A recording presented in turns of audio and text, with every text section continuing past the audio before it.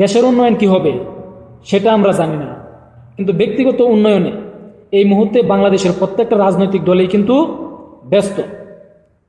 প্রভাব বিস্তারকে কেন্দ্র করে বিভিন্ন সময় বিভিন্ন জায়গায় একটা দল আরেকটা দলের সাথে সংঘর্ষ হয়ে থাকে। আজকে এমনই একটি ঘটনা ঘটেছে বাগেরহাটের মংলায়। এনসিপি মানে শ্রমিক যারা আছে, শ্রমিক নেতা, এনসিপি শ্রমিক নেতারা একটা সমাবেশ করেছিল।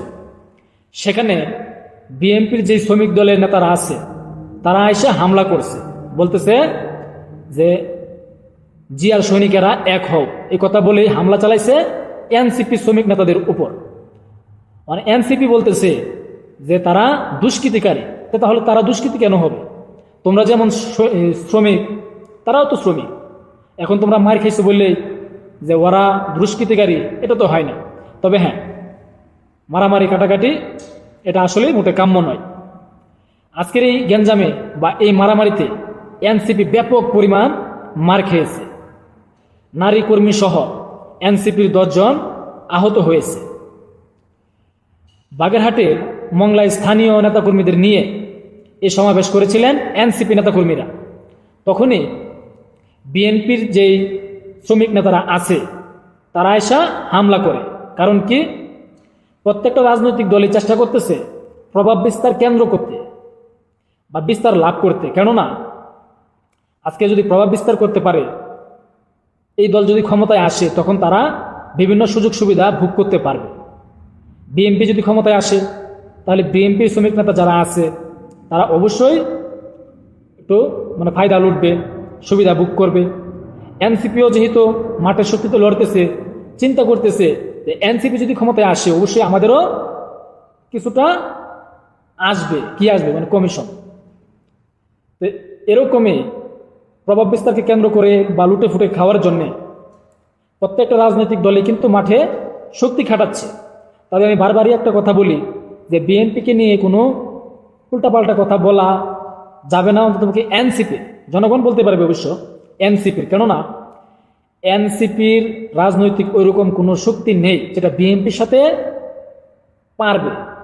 তাই আমি মনে করি বিএনপিকে নিয়ে বিভিন্ন সময় বিভিন্ন বক্তব্য দিয়ে এনসিপি বনাম বিএনপি একটা সাংঘর্ষিক অবস্থানে চলে যায়। আর যদি মাঠের শক্তিতে লড়াই হয়, তাহলে আমি আগেও বলেছিলাম, এখনো বলতেছি যে বিএনপির সাথে এনসিপি কোনোভাবেই টিকে উঠতে পারবে না। বিএনপি কিন্তু ডক্টর মোহাম্মদ ইউনূসের কাছে জানতে চেয়েছে যে কোন জনগণ আপনাকে ক্ষমতায় দেখতে চায়। জনগণ তো প্রত্যেকটা দলেরই আছে, বিএনপির যেমন আছে, আওয়ামী লীগেরও আছে, এনসিপিরও আছে, প্রত্যেকটা রাজনৈতিক দলেরই জনগণ আছে। জনগণ কিন্তু একদলীয় না, কিন্তু প্রত্যেকটা রাজনৈতিক দলই বলে যে জনগণ বলতেছে আমরা থাকবো, জনগণ আমাদেরকে চাচ্ছে। বিএনপি কিন্তু এই প্রশ্নটাই করছে ডক্টর ইউনূসকে যে কোন জনগণ আপনাকে ক্ষমতায় দেখতেছে।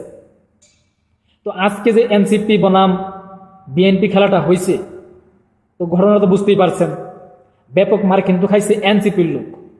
কারণ মাঠের শক্তি তো এনসিপি অতটা শক্তিশালী না, বিএনপি যতটা শক্তিশালী। তাই আমি মনে করি যে বিএনপিকে নিয়ে এখন বর্তমানে এনসিপি কথা বলার মতো ওরকম কোনো যোগ্যতা নাই। এবং তারা যদি কথা বলে বিভিন্ন সময় বিভিন্ন জায়গায় কিন্তু তারা মারও খাবে এবং মার খাইতেছেও। এনসিপি কিন্তু বর্তমানে বিভিন্ন জায়গায় মার খাইতেছে। আজকে যে একটা ঘটনা ঘটলো, তো নির্বাচনের মুখোমুখি যখন অবস্থান হবে প্রত্যেকটা রাজনৈতিক দলে, তখন কি সেখানে এনসিপি পারবে? যদি আওয়ামী লীগ চলে আসে তাহলে তো এনসিপির 12টা বেজেই যাবে, বুঝতেই পারছেন। তো দেখা যাক আজকের এই ঘটনার প্রেক্ষিতে এনসিপি কি রিয়াকশন দেয় বা কি প্রতিক্রিয়া জানায়। অপেক্ষায় থাকুন। সালামু আলাইকুম।